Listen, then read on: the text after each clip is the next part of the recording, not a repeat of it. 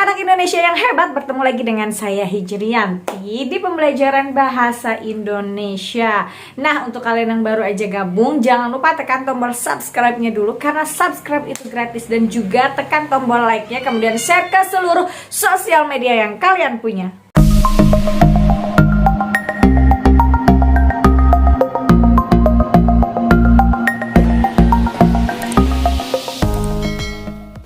Oke, langsung aja kita ke tujuan pembelajaran kita di video kali ini. Apa yaitu? Yang pertama, setelah kalian menonton video pembelajaran ini dari awal sampai akhir, kalian sebagai siswa diharapkan mampu mengenal atau mendalami unsur-unsur drama, entah itu drama tradisional ataupun modern yang disajikan dalam bentuk pentas atau naskah. Kemudian tujuan pembelajaran yang kedua, siswa diharapkan mampu menafsirkan drama, entah itu tradisional atau drama modern yang kalian baca atau kalian tonton dengan terperinci. Itu. Nah, kalian tahu kan berarti kita di video kali ini membahas apa? Ya, membahas tentang teks drama. Nah, teks drama, dari dramanya aja, apa sih yang kalian tahu tentang drama? Apakah kepalsuan? Drama itu pertunjukan atau pentas atau kisah yang dipentaskan. Sedangkan teks drama adalah teks yang menggambarkan kehidupan, kisah-kisah kehidupan dan watak manusia melalui tingkah laku yang dipentaskan tersebut gitu, tak tingkah laku atau acting ya, yang pura-pura. Acting itu kan tidak beneran, jadi acting yang dipentaskan. Oke, kita ke ciri utama dari drama. Ada 3 ciri utama drama. Yang pertama berupa cerita atau kisah. Yang kedua berbentuk dialog. Dialog ini percakapan antar tokoh. Kemudian yang ketiga bertujuan untuk dipentaskan. Jadi si naskah tersebut itu bertujuan untuk dipentaskan atau dipertontonkan. Itu dia ciri utama dari drama. Ya, berikut adalah istilah-istilah drama tradisional. Yang pertama adalah sandiwara. Sandiwara ini diciptakan oleh Mangkunegara 7 ya. Nah, sandiwara ini berasal dari kata sandi, artinya rahasia, sedangkan wara artinya pengajaran. Nah, oleh Ki Hajar Dewantara, sandiwara ini dilakukan sebagai pengajaran yang dilakukan dengan perlambangan. Nah, tuh. Kemudian yang kedua ada lakon. Lakon ini cerita yang dimainkan dalam drama wayang atau juga film. Kemudian karangan yang berupa cerita, itu lakon. Dan lakon juga merupakan perbuatan atau kejadian peristiwa. Yang ketiga tonil. Tonil atau dalam bahasa Belanda itu tonel, T-O-N-E-E-L ya, artinya adalah pertunjukan. Nah,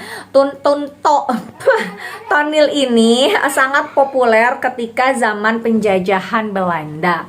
Kemudian yang keempat ada sendratari. Sendratari ini adalah singkatan atau kepanjangan dari seni drama dan tari. Nah, sendratari ini pertunjukan serangkaian tarian yang dilakukan oleh sekelompok penari tanpa melakukan ucapan. Jadi dramanya bentuk tarian yang dilakukan oleh sekelompok penari, tapi tanpa ada ucapan, hanya tetap mengisahkan sebuah cerita gitu. Jadi dalam pertunjukan itu dipertontonkan sebuah kisah juga hanya tanpa ucapan.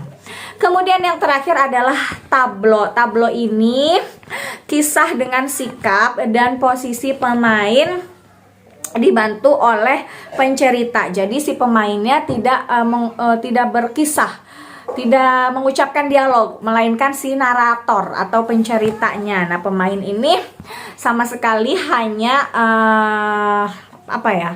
bentuknya gerak atau gestur tubuh saja, tidak mengucapkan dialog. Pencerita atau narator yang mengisahkannya. Itu yang disebut dengan drama tablo. Nah, itu dia istilah-istilah dari drama tradisional. Langsung aja kita ke unsur-unsur drama. Oke, unsur-unsur drama itu yang pertama ada alur, penokohan, kemudian latar, bahasa.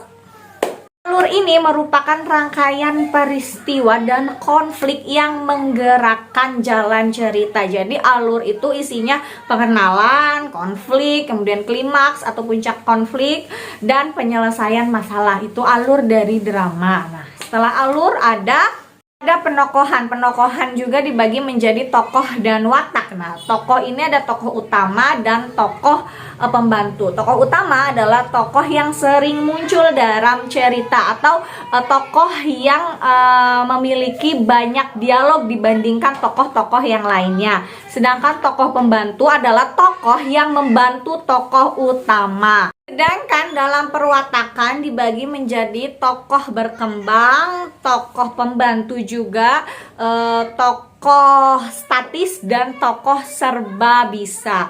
Kita ke tokoh berkembang. Tokoh berkembang ini dalam cerita tokoh tersebut sifatnya atau sikapnya bisa berkembang. Yang mulainya tokoh tersebut baik, bisa-bisa di akhir cerita menjadi jahat gitu, ataupun sebaliknya. Kemudian watak dari tokoh pembantu. Nah, tokoh pembantu ini bukan berarti tokoh yang tidak penting dalam sebuah drama ya, sama pentingnya. Semua tokoh itu sama dalam drama.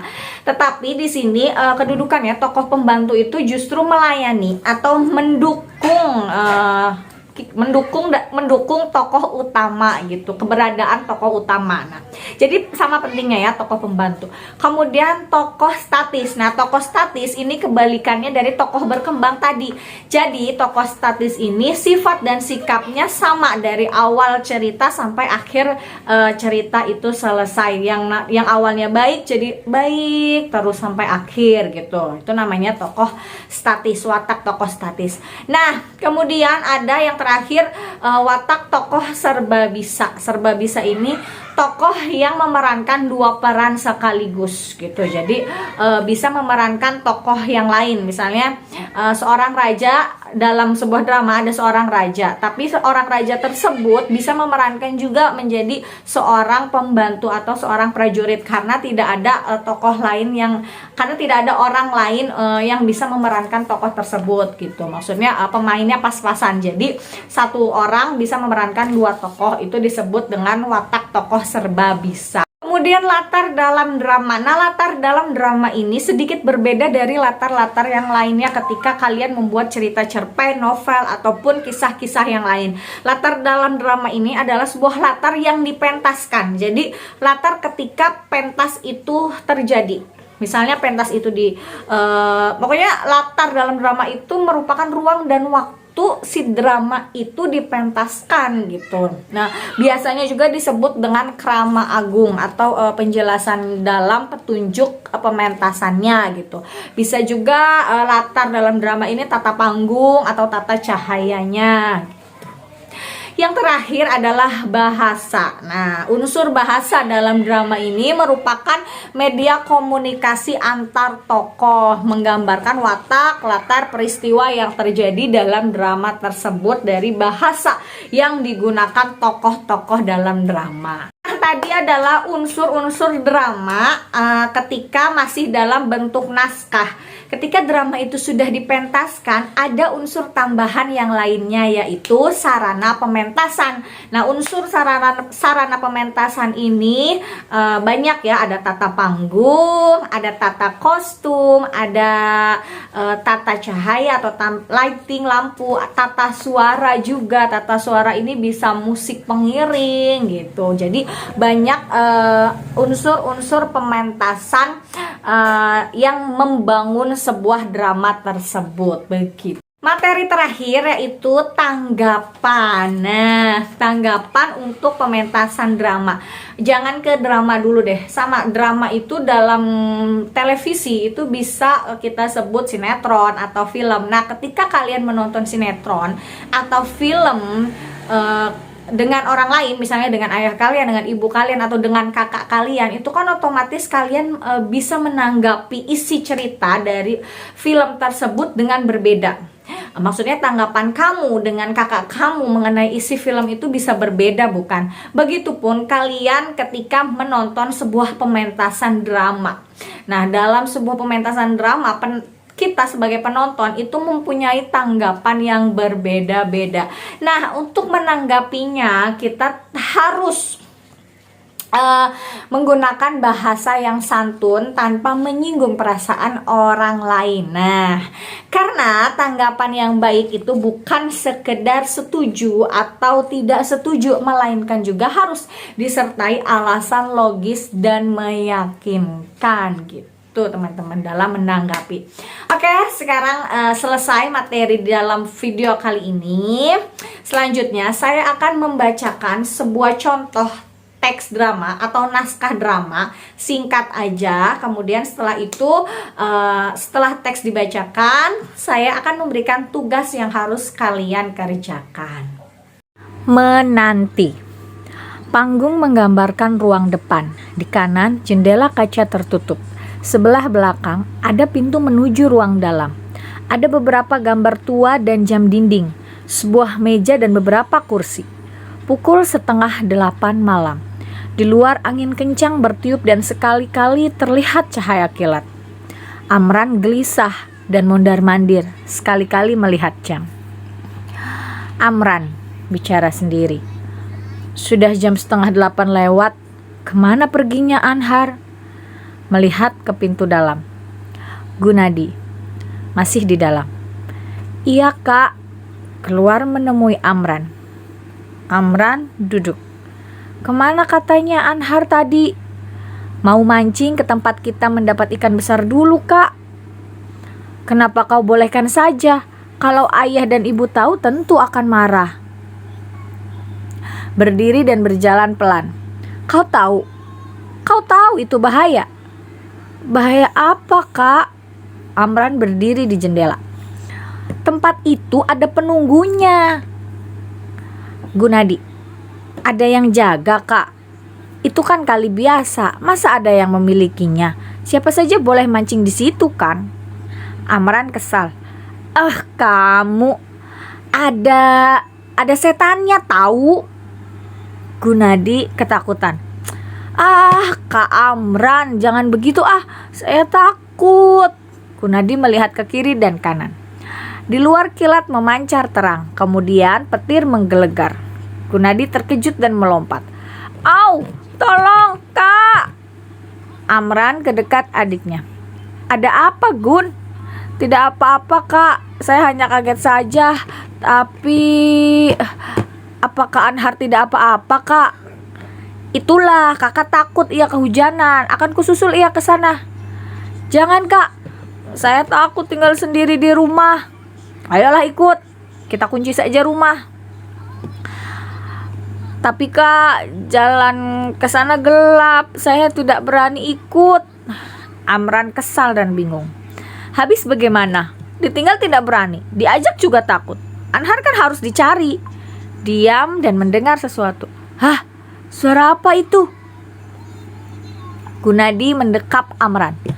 Kak, ada apa kak? Pintu depan terbuka. Anhar berdiri memegang kail dan ikan kecil-kecil. Anhar mengangkat ikannya. Lihat kak, lihat, banyak ya. Amran tersenyum tapi agak kesal. Kamu anak nakal. Ayo ke belakang sana. Membuat orang bingung. Sumber Depdikbud. Nah, tugas yang harus kalian kerjakan adalah kegiatan 8.4. Di situ ada nomor 1, bacalah teks drama yang sudah saya bacakan ini. Berarti yang harus kalian jawab hanya nomor 2-nya saja ya. Jawablah pertanyaan berikut. Yang pertama, bercerita tentang apakah drama menanti, bagaimana sikap Amran begitu mengetahui Anhar belum pulang, kemanakah perginya Anhar, dan apa yang dilakukan Anhar ketika ia pergi. Kemudian yang terakhir, bagaimana sikap Amran dan Gunadi ketika Anhar pulang. Itu dia tugas yang harus kalian kerjakan. Oke, itu dia tadi teks yang saya bacakan dan tugasnya kalian harus kerjakan dengan baik ya, dan dikumpulkan tepat waktu. Sekian video pembelajaran kali ini, semoga bermanfaat. Sampai jumpa di video selanjutnya. Jangan lupa tekan tombol subscribe-nya dulu, kemudian tombol like-nya, dan share ke seluruh sosial media yang kalian